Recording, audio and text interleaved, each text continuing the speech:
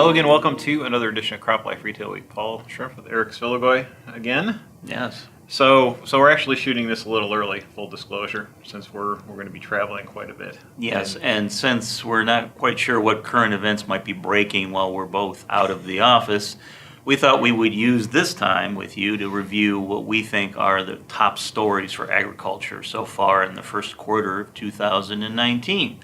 So, Paul, you want me to start? Sure, go ahead. All right. First thing is something I kind of alluded to a little while ago, consolidation. We have seen a lot more of it here in the first quarter of 2019 versus any other year that I can remember in the 20 or so that I've covered the marketplace. Normally, Paul, the majority of consolidation takes place after the books are closed on a growing season, say June, July, August. So we see a flurry in the fall, but this year we've gotten a ton of consolidation at the retail level, the supplier level. Heck, there was even an equipment merger, equipment grower dealers, Ag Systems and Heartland for Case IH that have now merged their operations as of March 5th. So not quite sure what's going on here, Paul, why we're seeing all the activity, but it's an interesting trend, and we'll have to see if it continues going into the year. Well, I mean, everything's kind of turned upside down with all these little artificial disruptions we're getting from the government. I mean, when you think about everything that's happening with the administration, tariffs, and just some of the changes in regulations, the changes overall in the approach to the market, and the government's just having mad influence on everything that's happening. We see it even in the city. We're curious as to how some of these things are going to affect manufacturing, where we are. And I mean, so far they haven't, but I think it's taken, 2-3 decades for us to kind of digest the changes that's taken place through the 80s, 90s, and 2000s in terms of energy and what we do and how we use it. It's not going to happen overnight. And I think companies are probably at a point where they're like, is this going to be long-term, or is the next administration that comes in going to turn everything upside down and we're going to be back to the way we were? It's really hard. So you're not going to see big changes. You're just going to see, a lot of uncertainty. And I think, with that uncertainty maybe comes the idea that maybe this is a time we need to circle the wagons, increase the forces, and reduce the risk as much as we can by being, as large as we possibly can with that uncertainty. I don't know. And you might be right, Paul, because I know my other big story for the first part of the year, of course, was the government shutdown. I know several people I've talked to said that their January activity was basically non-existent because there were no government reports coming out regarding projections for the crop mix, and the bankers were not approving loans because they had no paperwork to go on if it was a good risk or not to extend loans to the growers in the marketplace. So yeah, Paul, it'll be interesting to see. I'm curious, if we have all this activity in the first quarter of 2019, I think this will go one of two ways then towards the end of the year when we're doing our CropLife 100. I mean, we could see a redoubling of consolidation going into the fall, normally when we see this stuff, or there could be zero activity because everybody already made their moves earlier in the year. Yeah, I think 19 probably will be a period of digestion, you would think. I mean, we finally indigestion along with digestion. Yes. But you just, the basics need to kind of settle down, right, and figure out their place in the market, compete against each other for a while, compare marketing programs, see what's going to work, because we can't.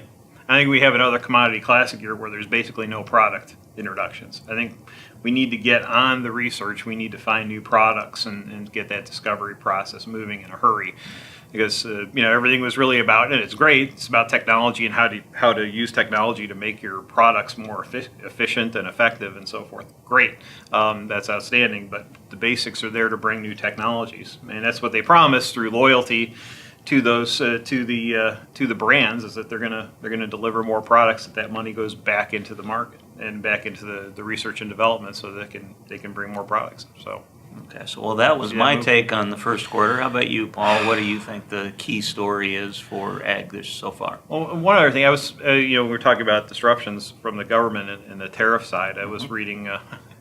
Last night I get an email from our editor down in cotton. Beck Barnes, he says, "Yeah, could you proofread a story? We're a little shorthanded up here." So I'm like, okay. So I got up this morning and was proofreading his story talking about the effects of tariffs on cotton. And the big thing there is that there's been a lot of activity in Brazil trying to shore up both the hard, I guess the hard things that they do, the infrastructure to try and deliver more cotton to China. So those are improvements that are going to stay. They're not going to go away. And so China could become a more of a long-term partner on the cotton side for China, which has got cotton market overall domestically a little concerned about, what it's going to do to prices through 2019. Right. So it could be interesting by the end of the year to see what happens there. But, there's just little unintended consequences that could come from, beyond corn and soybeans, but also cotton. Yeah, I know. A couple, I think it was about a year ago or so, I heard that China had been hoarding cotton supplies and was starting to hint that they were going to start putting them out into the marketplace, which would have the consequence of depressing prices. So, yeah, it sounds like that might be happening now. Yeah, and you covered basically what I think are some of the key areas. I think, yes, last week with the passing of PREA, again, improving pesticide, how pesticide, regulation, how the pesticide registration process moves forward, I think will help in the long run. I think, some of the things with the Farm Bill, specifically about rural broadband, yes, could be really positive. It's certainly not. It's certainly, I think, a Band-Aid on a huge problem, and we've seen some editorials come out about, is there really an understanding of the scope of the problem in rural America? And probably not. What constitutes broadband is probably not quite what I think we all think about in broadband. And I think, the excitement about 5G is great, but now rural America's barely got 4G in a lot of places, and it's a problem. And it's not about Netflix, and it's not about watching kids watching stuff. And if you're doing that in a cab, that's your own business. But it's really about moving data and businesses being more efficient, and that understanding that farming is business too. It's not just I think sometimes in the city we think about farming is not the business side of it, and the need for moving data around. It seems like it's just these little one-off businesses, but we're losing a lot of opportunity when we're not connected. And I think it's understood. I just don't know if the gravity of the problem is really understood. Okay. Well, I'm sure you'll find out more about that while you're in San Francisco at the meeting you're going to be at, which we'll be talking about tech and ag tech, right? Yeah, and next week when we're together again, I think probably. Yes. Yeah, you'll give us some feedback. We'll get some feedback and talk to a bunch of people about what kind of crazy ideas are going on in ag tech, and then hopefully what some of the things that are really grounded and are going to be moving forward, hopefully helping agriculture to be more efficient through technology. Okay. Well, that's what we believe are the top stories for 2019 thus far.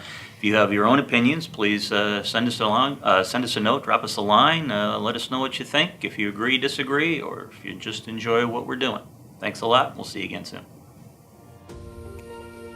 If you have questions or comments about today's episode of Retail Week, contact us by email or Twitter, or type your message in the comment section below. Your feedback is important to us. We'll try our best to address your thoughts in next week's episode. And be sure to subscribe to our YouTube channel.